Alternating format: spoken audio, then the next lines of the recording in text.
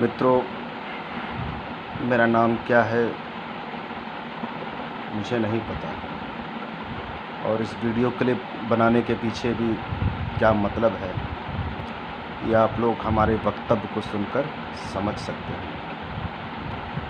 हमारे भारत देश में लोग भाषाओं के ऊपर चर्चा करते हैं, जाति के ऊपर चर्चा करते हैं और यदि वो ज्ञानी हो जाता है, भाई अच्छा ज्ञानी हो जाता, किसी टॉपिक को अच्छी तरीके से समझा ले जाता है, तो उस पर इस बात पर बहस नहीं होती है कि वो कितना अच्छा व्यक्ति है, बल्कि इस बात पर बहस होती है कि उसकी जाति क्या है, किस धर्म का है, किस मजहब का है।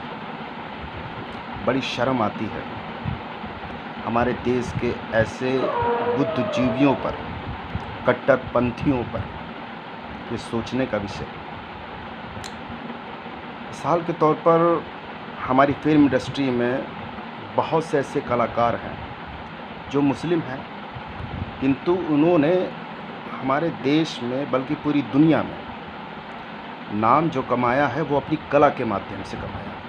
फॉर एग्ज़ाम्पल, यूसुफ खान एक मुस्लिम धर्म से बिलोंग करते हैं।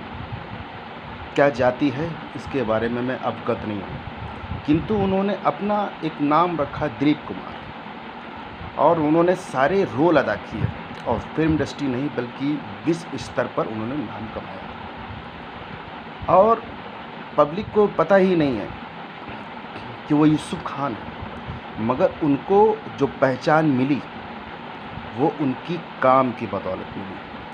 ऐसे बहुत से मुस्लिम हीरो हैं जिन्होंने अपना नाम बदलकर फिल्म इंडस्ट्री में बल्कि विश्व में नाम कमाया और ऐसे बहुत से हिंदू हैं जिन्होंने मुस्लिम नाम रखकर अपना नाम कमाया है। तो ये तर्क का विषय है।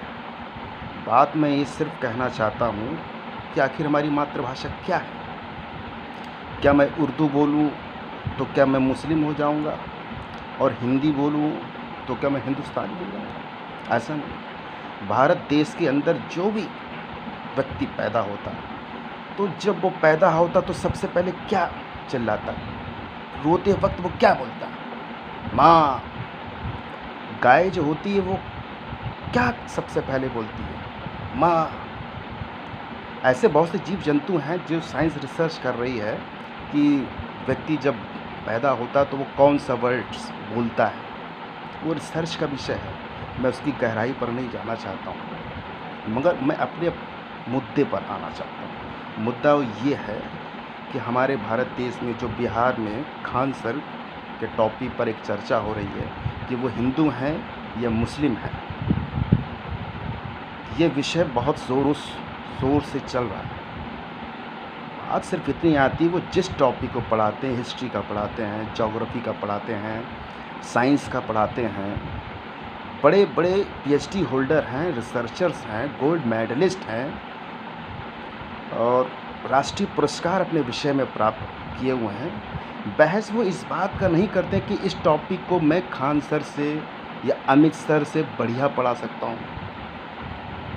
बहस इस बात की छिड़ी हुई है कि वो इतना अच्छा पढ़ा कैसे लेते हैं। तो सामने तो वो अपने कला का प्रदर्शन, अपनी विद्वता का, अपनी विद्वता का प्रदर्शन तो कर नहीं पा रहे हैं, किंतु जो एक अच्छा व्यक्ति समाज के लिए वास्तव में देशभक्ति के रूप में, जो बच्चे देश का भविष्य बन सकते हैं, अच्छी दिशा में एक शिक्षक, नए शिक्षक पैदा कर रहा है ताकि हमारे देश तरक्की की ओर अग्रसर हो सके, विश्व गुरु बन सके। उसके लिए अगर कोई व्यक्ति प्रयासरत है तो हमारी देश की जनता को उसको प्यार देना चाहिए, उसे अपनी आंखों पर बैठाना चाहिए। हमारे शासन को, हमारे प्रजातंत्र को, हमारे राजनीतिक हस्तियों को उसको सर आंखों पर लेना चाहिए, उसका मनोबल बढ़ाना चाहिए। क्या हो रहा है इस देश में कुछ समझ में नहीं आता है, कुछ समझ में ही नहीं आ रहा। आखिर इस देश की जनता चाहती क्या है? अच्छे लोगों को आगे बढ़ाने की बजाय उसकी टांग खींचने का काम लोग क्यों करते हैं? यदि वो किसी टॉपिक को पढ़ाते हैं और देशभक्ति होने के कारण किसी का एग्ज़ाम्पल अगर ले लेते हैं तो वो एग्ज़ाम्पल अगर वो गलत लेते हों तब तो आप उसका विरोध कीजिए। चूँकि वो भारत देश के अंदर जन्मे हैं, भारत देश के रहने वाले हैं, तो निश्चित तौर पे है।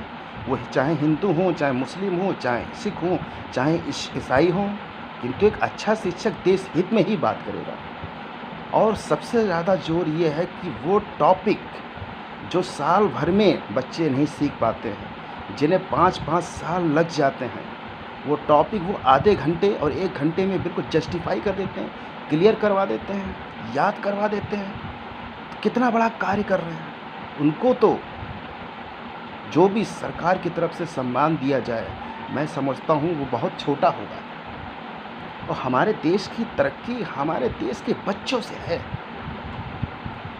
अंतोगत्वा मैं एक ही बात कहना चाहूँगा, बड़े बड़े संत और महात्मा हुए और कबीरदास जी, सूरदास जी, तुलसीदास जी, वो जो बातें कहेंगे उस पर जो कहेंगे आज भी बिल्कुल सत्य प्रतीत हो रही हैं।